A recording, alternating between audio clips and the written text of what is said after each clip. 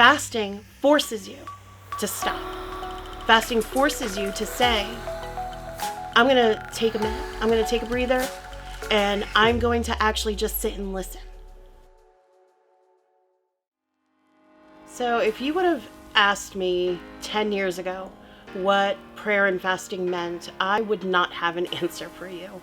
I was not aware at all of what it meant to fast, how you fast, when you fast, how to pray, what words to say. All of it was just overwhelming.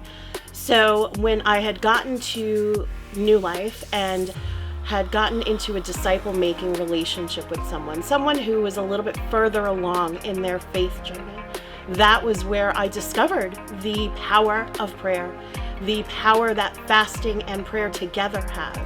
So I was able to learn about how to pray and then what it meant to fast and how I can incorporate that into my life, into my as a spiritual discipline. There was a time when my mom was very sick. She battled cancer for about 1.5 years before passing on.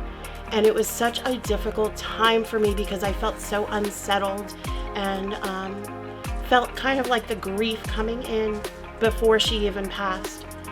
So instead of wallowing in that and allowing that to take over, I took the time to fast and to pray and just for comfort and clarity from God of how is it that I need to handle this? How is it that I need to help my family handle this? How is it that I can best help my mother through this transition?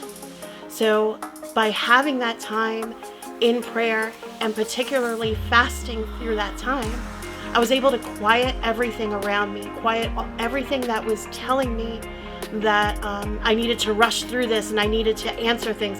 Instead, I sought out God's strength.